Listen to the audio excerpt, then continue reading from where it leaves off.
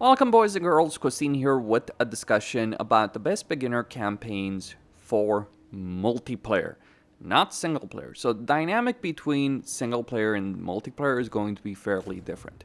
Usually in a multiplayer campaign you will see lower difficulties because people don't want to wait for others to play their battles manually, and also depend on whether or not you're playing co-op or versus, you may just not want to focus on the AI, you want the focus to be on the players. Regardless, keep that in mind, and also keep in mind that certain campaigns, or maybe even entire races, are going to be outright banned in a lot of cases, because no one wants to deal with Changeling, almost no one wants to deal with Kairos even, or a lot of people don't want to deal with Kairos, or they implement rules, very few people want to deal with Khorne, and so on and so forth. Also, certain races, while they may be very strong when you're playing on your own because you're not going to be at risk, they do have certain vulnerabilities that can be and will be exploited by any player that has any sense of the game. So with that in mind, at number 5 is Morathi. Morathi has a couple of advantages over here from a multiplayer perspective. It is very difficult to actually attack Morathi.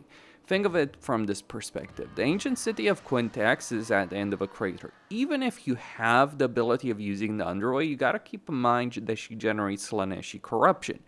And because of this Slaaneshi corruption, combined with the natural positioning of Quintex, which starts at tier 2, you have a settlement over here that's very difficult to take. On top of that, Morathi's economic potential is off the charts. See, Dark Elves can generate a significant amount of money through just their regular income. But then you also consider their looting and sacking income, and it does end up being ridiculous. One could argue that Lokir is a better match over here. To be sure, Lokir is absolutely bananas from a multiplayer standpoint. So much so that many people ban him. That's the reason he's not on this list.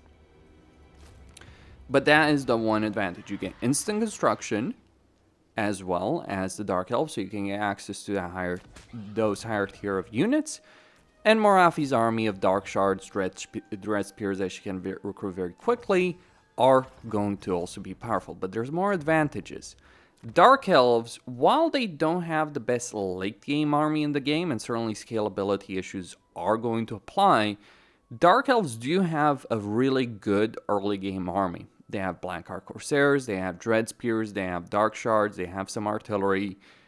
They also have very easy access to all kinds of heroes. For Morathi, it's more limited in regards to the Knight Assassins, but when you consider the significant growth benefit, control benefits, economic benefits they do have in any Dark Elven campaigns, and then you couple it together with Slaaneshi corruption, which makes rebellions nigh on impossible, as well as Dark Elves having one of the most ridiculous unresolved situations against, just so you can capture a lot of territory in the campaign dynamic.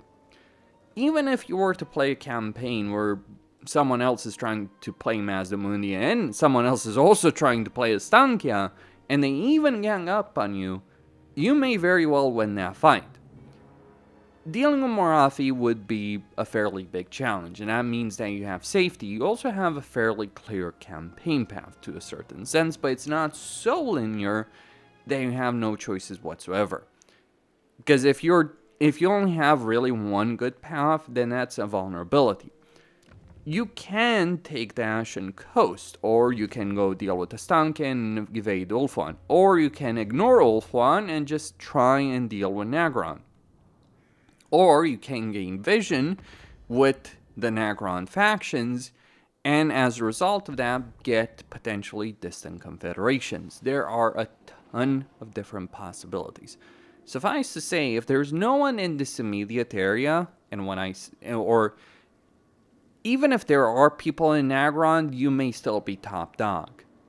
But if there is no one in the immediate area, and they actually let you expand, the amount of ridiculousness that you can pull off diplomatically, economically, militarily speaking, hero capacity wise, is absurd. And that's the reason Morathi is on this list. At number 4, it would be Tyrion of the High Elves. To be sure, There are some really good high elven legendary lords, but if you look at the Lefanard, there's limitations and vulnerabilities. If you look at Alariel in a multiplayer campaign, Alariel has a ton of issues because she likely will not be able to control all of Ulthuan that easily. And while you can certainly pull off certain things with her, I think the safest choice and the sanest choice is actually Tyrion. He could be even considered higher on this list, but I think due to the certain design of High Elves at the moment with hero capacity and a lot of the really good and fun units to use and the ones you actually want being locked behind higher tiers, it isn't quite top of the list. I would actually argue Alariel should be higher, but keep in mind, Alariel does have certain vulnerabilities when you're playing against other people that Tyrion does not. Tyrion has a really, really good starting province. Lothern is as impregnable as any city is in the game.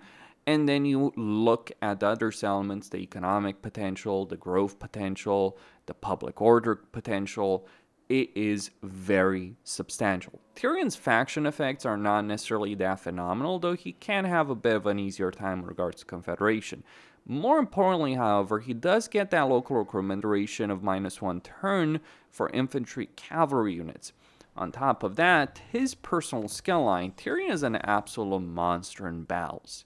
Worth saying this. See, he is very difficult to kill if he gets his items, and his items are exceptionally easy to get. Most multiplayer campaigns I've seen use some form of auto-resolve quest battles mod.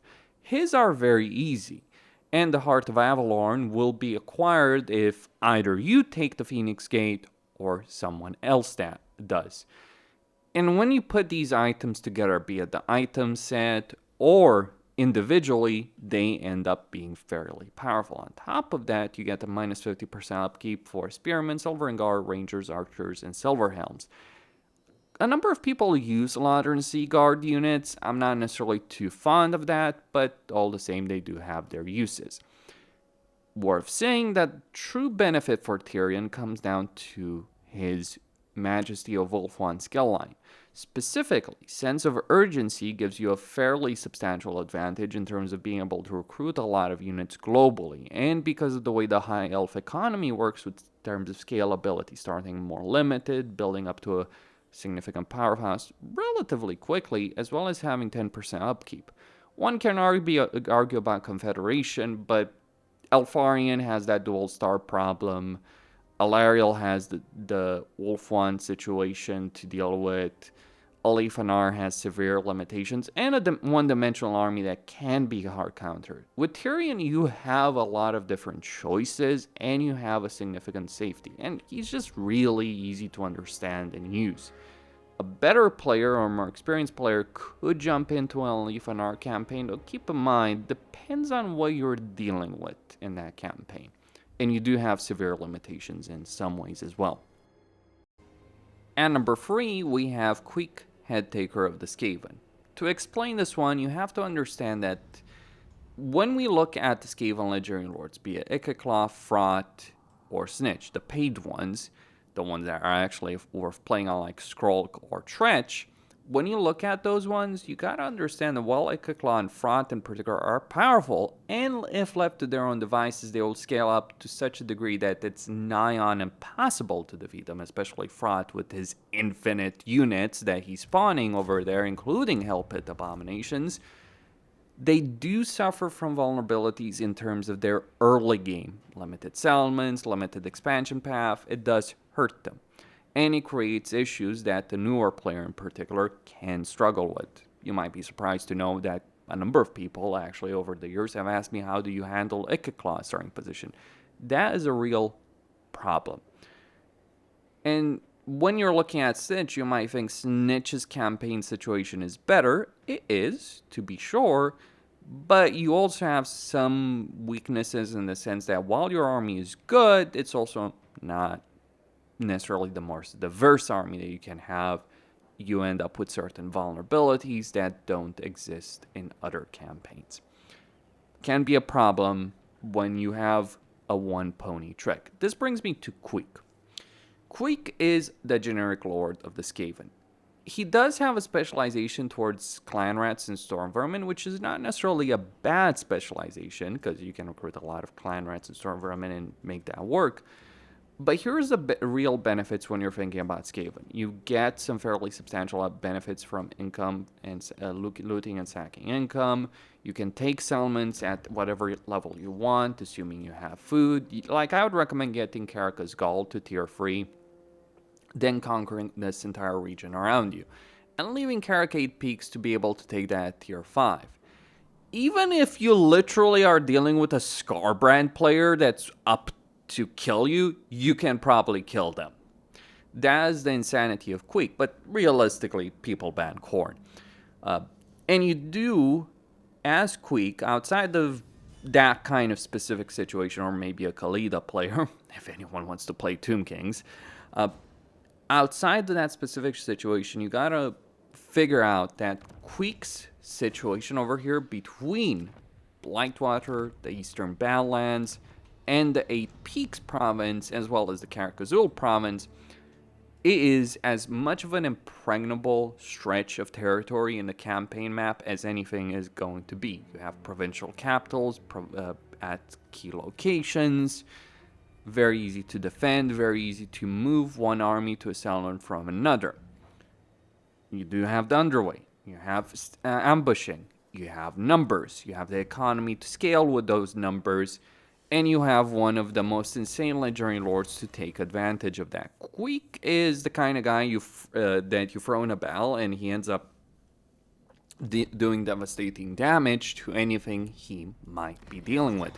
The fact you do start with extra chieftains in your campaign because of your faction effect for chieftain capacity does give you a bunch of heroes early on, which you can use to level up and then spread them around in different armies. Or you can stack them up in as much as the rules of a specific multiplayer game will allow.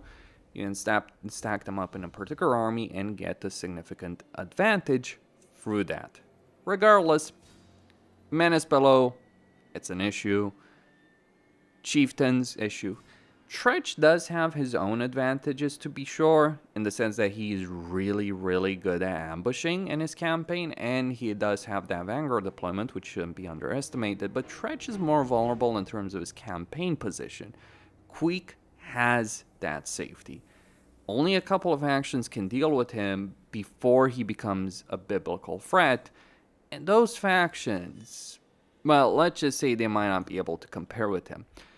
Realistically, the bigger problem you might face in a Queek campaign is if someone is playing Gorbat in multiplayer, but all the same. Gorbat's campaign is more complicated though, because you've got different issues to deal with. You could take Karaka 8 Peaks, and then you've just made Queek's life easier to expand because you don't have to worry as Queek about, like, you know, the 8 Peaks army marching on south. And for Gorbat, well, you got Thorgrim to the north, you have Scrag, etc. So can be a bit complicated there if you are taking it Peaks, because you know Queek is going to want it. And number 2 is Thorgrim, Grudgebearer of the Dwarves. One could argue Malachi, though I think even if people were to allow you to play Malachi in multiplayer, there are quite a few things that can go against you in a Malachi campaign. Thorgrim is not necessarily in the safest starting position, but he does start with tier 1 Karazak that has a very substantial garrison, and he starts upgrading very quickly. And he also has a bunch of different economic and unit recruitment possibilities right from the start.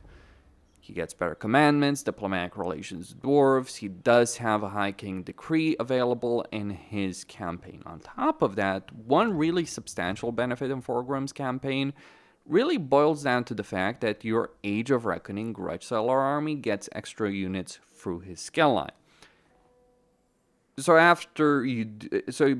assuming that you're playing a campaign and not sitting on your ass and you're actually completing those Ages of Reckoning, you are going to get a fairly powerful army that you can use for either offensive or defensive purposes. It is pretty difficult to defeat Thorgrim.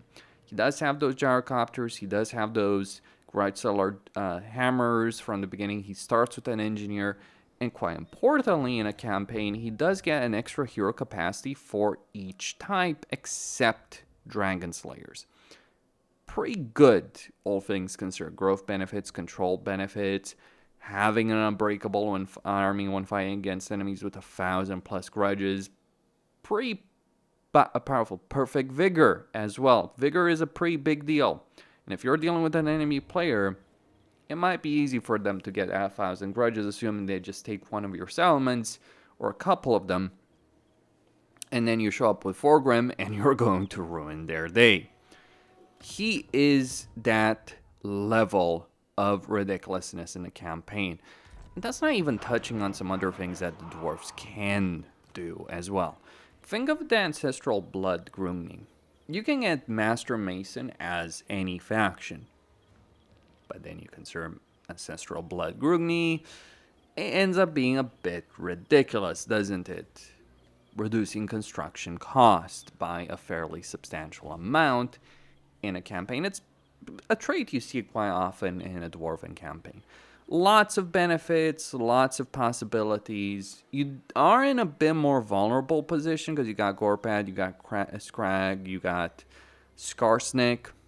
Fair enough, right? So you do have those factions to deal with. Hell, you might even have Queek, Emmerich, etc. Drazov. But it's not really that difficult to defend if you're playing a Thorgrim campaign. Or rather, I would say, defending your entire border regions can be a bit difficult, but as long as you can hold Karazakrak and given its garrison, as well as Thorgrim's inherent insanity, anyone that's looking to attack you is going to end up on the chopping block very quickly. Thorgrim's starting army, even dwarf warriors, can obliterate either Gorbad or Skarsnik.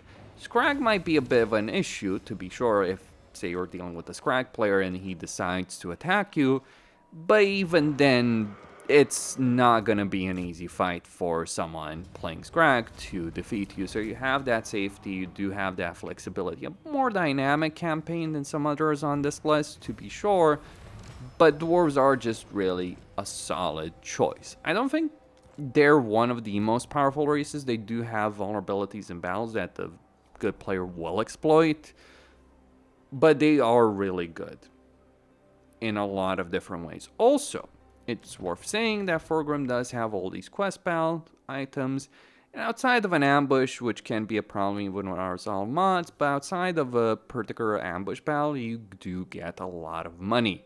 Having a lot of quest battles. Now, you might ask why not add Grombrindle on this list.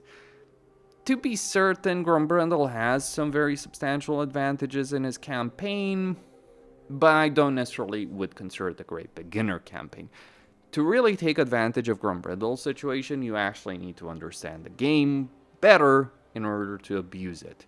If you're just starting out, it's not the campaign I'd recommend for you. This is the one. And finally, on number 1 is Elspeth von Draken. Now, normally I would say Karl Franz is a good beginner campaign, because he is. If you're playing on normal difficulty, or even on legendary, he has a lot of different tools to deal with a lot of different issues.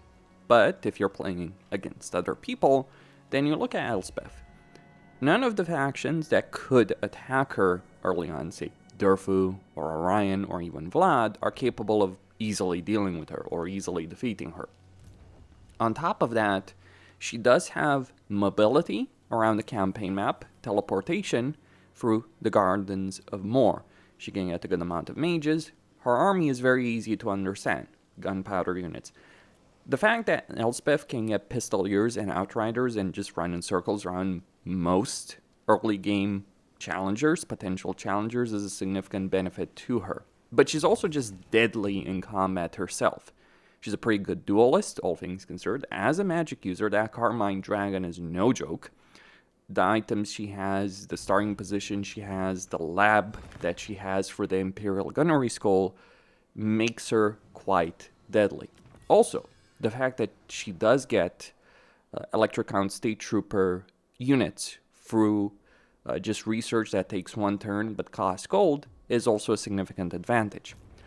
Now, to be sure, Elspeth is not perfect, and one could argue Gelt. Well, Gelt is one of those campaigns that is absurdly broken, so quite a few people might just end up flat out banning that. specific campaign. But Elspeth does have a great deal of power, flexibility. The fact she starts with the tier 2 settlement means that she has hero variety right out of the gate. She may not have the best starting settlement, Nolan is not Altdorf, but it is still a fairly substantial settlement that you can use. Lots of power, lots of unit recruitment possibilities. The fact she can recruit pretty good units on the fly with the Amethyst units is also something that is a fairly significant advantage in her campaign. She does have her weaknesses, to be sure, but regardless of how you play her, and regardless how much you understand about how you should play her, like, for instance, one of the things I like doing with Elspeth is trying to get mages as quickly as possible and increasing that hero capacity with guardians and more.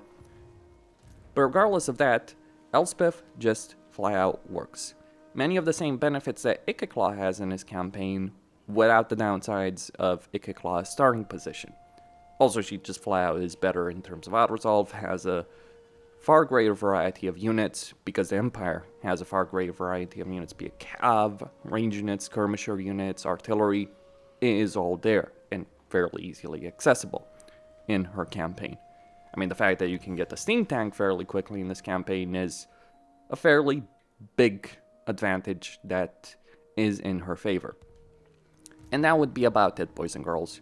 Costin, signing out, and stay tuned for more.